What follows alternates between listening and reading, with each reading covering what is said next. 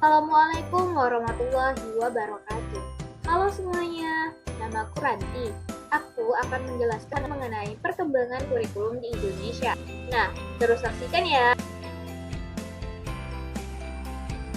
Sebelum itu, mari kita lihat roadmap atau perjalanan kurikulum di Indonesia dari mulai tahun 1947 sampai dengan kurikulum Merdeka Belajar.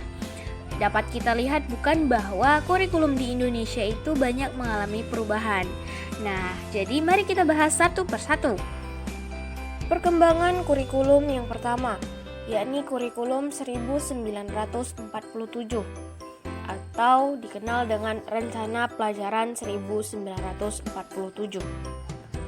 Kurikulum ini merupakan kurikulum pertama setelah kemerdekaan dengan memakai istilah dalam bahasa Belanda yakni Leerplan. Kurikulum 1947 menekankan pada perubahan orientasi pendidikan Belanda menjadi kepentingan nasional dengan menerapkan asas pendidikan yakni Pancasila yang mulai diterapkan pada tahun 1950.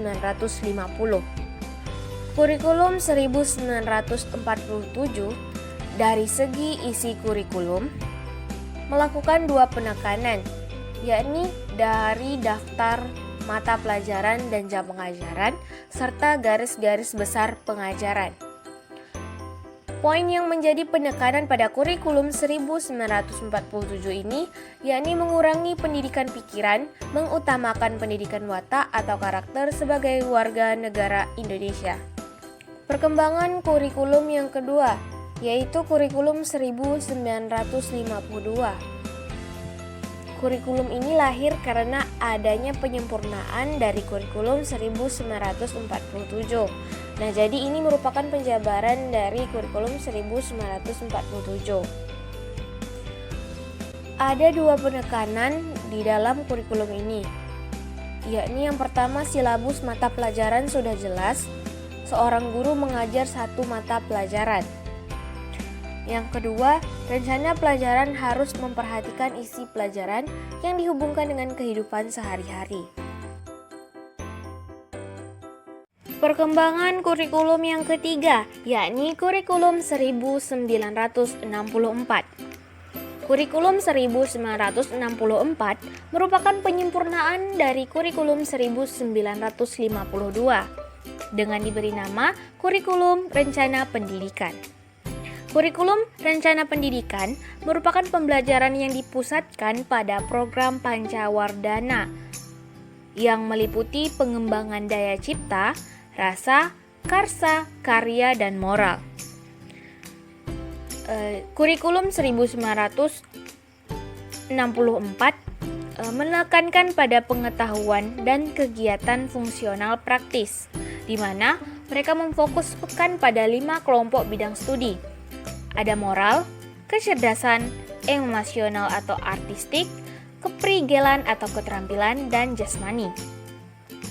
Pokok-pokok pikiran kurikulum 1964 adalah bahwa pemerintah mempunyai keinginan agar rakyat mendapat pengetahuan akademik untuk pembekalan pada jenjang sekolah dasar, di mana kurikulum ini menerapkan cara belajar dijalankan dengan metode yang disebut gotong royong terpimpin. Nah, pemerintah juga menerapkan hari Sabtu sebagai hari krida, yakni pada hari Sabtu, siswa diberi kebebasan berlatih kegiatan di bidang kebudayaan, kesenian, olahraga, dan permainan sesuai minat anak. Nah, selanjutnya nih teman, perkembangan kurikulum yang keempat, yakni kurikulum 1968. Kurikulum 1968 merupakan salah satu butir dari penyempurnaan adanya perubahan program dari kurikulum 1964, yakni Pancawardhana, menjadi lebih ditekankan kepada pembinaan jiwa Pancasila, pengetahuan dasar, dan kecakapan khusus.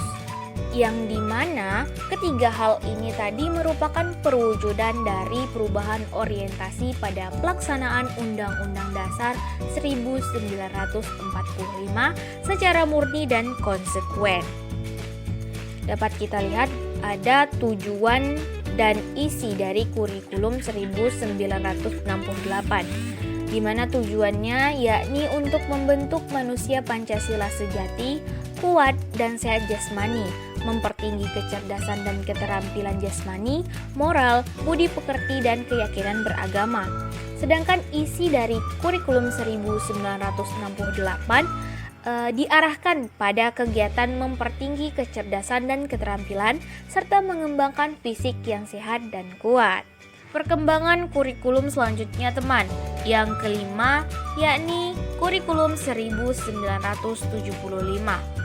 Kurikulum 1975 menekankan pada tujuan pendidikan yang efektif dan efisien.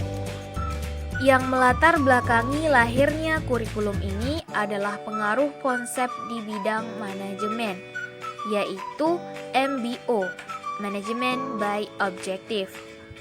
Dalam kurikulum 1975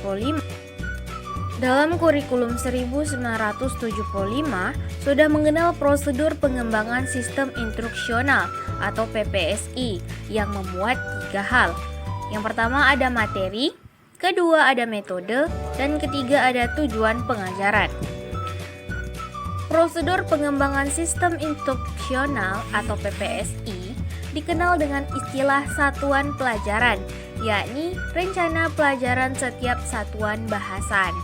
Setiap satuan pelajaran dirinci menjadi tujuan instruksional khusus atau TIK, materi pelajaran, alat pelajaran, kegiatan belajar mengajar, dan evaluasi.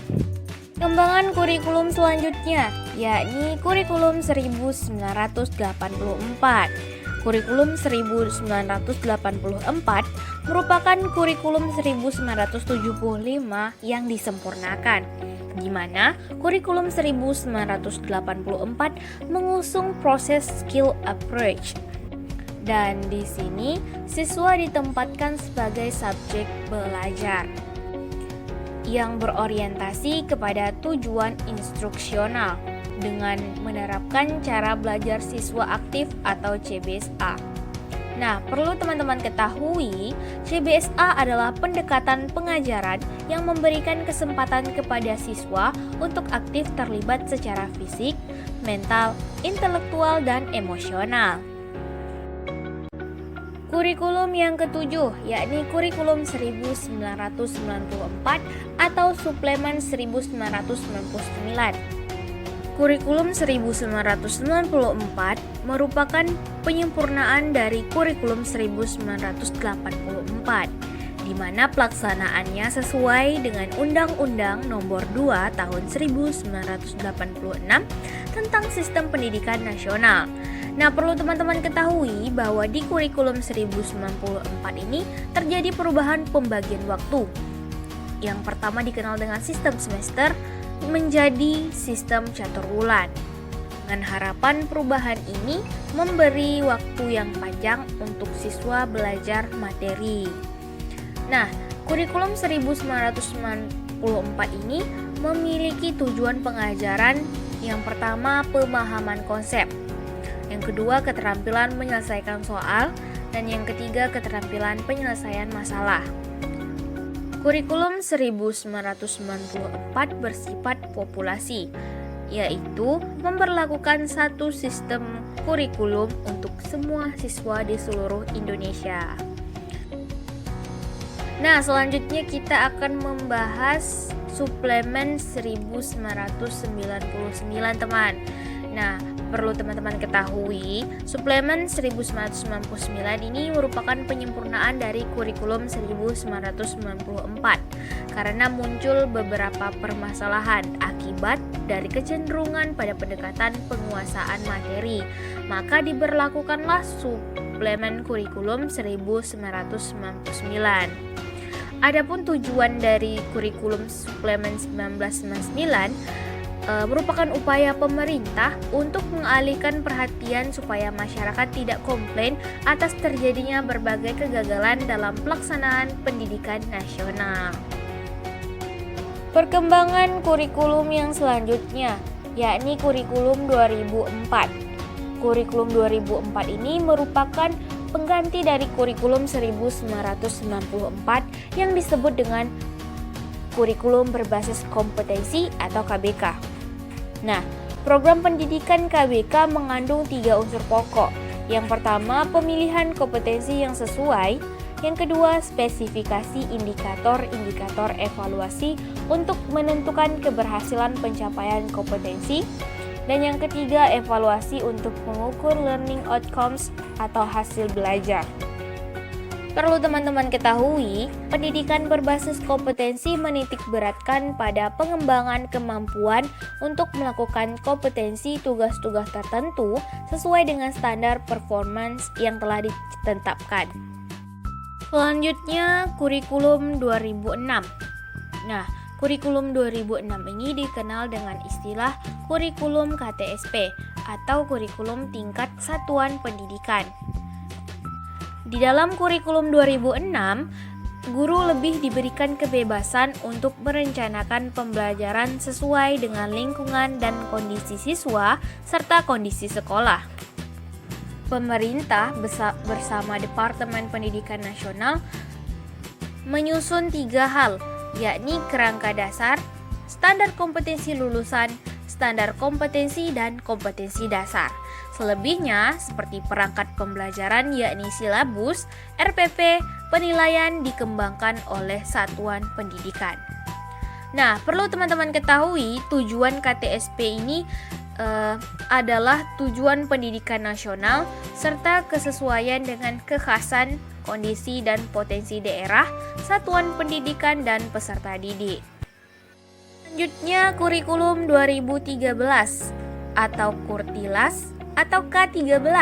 Nah, pasti teman-teman tidak asing bukan tentang kurikulum 2013 ini? Mari kita bahas. Kurikulum 2013, Kurtilas atau K13. Nah, dari segi pengertian, kurikulum 2013 merupakan penyempurnaan, modifikasi, dan pemutakhiran konsep kurikulum tematik integratif sebelumnya.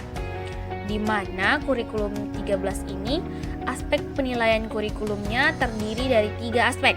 Yang pertama ada aspek pengetahuan, aspek keterampilan, aspek sikap dan perilaku. Ciri khas dari kurikulum 2013 yakni memiliki 4 standar pendidikan. Di antaranya standar kompetensi lulusan atau SKL, standar proses, standar isi, dan juga standar penilaian. Pengembangan kurikulum yang terakhir teman, yakni kurikulum Merdeka Belajar. Kurikulum Merdeka Belajar merupakan program kebijakan baru dari Kementerian Pendidikan dan Kebudayaan Republik Indonesia yang dicanangkan oleh Menteri Pendidikan dan Kebudayaan RI Kabinet Indonesia Maju. Nah, pasti teman-teman ketahui siapa tokoh di balik ini bukan? Iya benar, Pak Nadiem Makarim.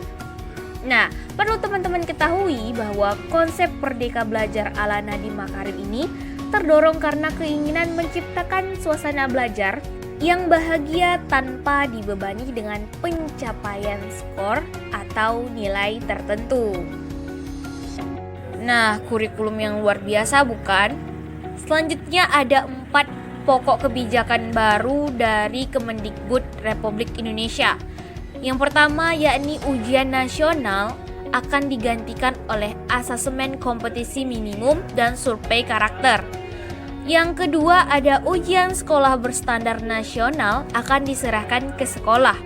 Yang ketiga, penyederhanaan rencana pelaksanaan pembelajaran. Dan yang keempat, dalam penerimaan peserta didik baru, sistem zonasi diperluas. Nah, itulah tadi penjelasan mengenai perkembangan kurikulum di Indonesia dimulai tahun 1947 pada masa Budi Utomo sampai dengan 2021 sekarang ini. Baiklah teman-teman, sampai di sini pembahasan kali ini. Semoga apa yang Ranti sampaikan menjadi berkah dan bermanfaat untuk teman-teman semua. Ranti pamit ya, sampai ketemu di pembahasan selanjutnya. Assalamualaikum warahmatullahi wabarakatuh.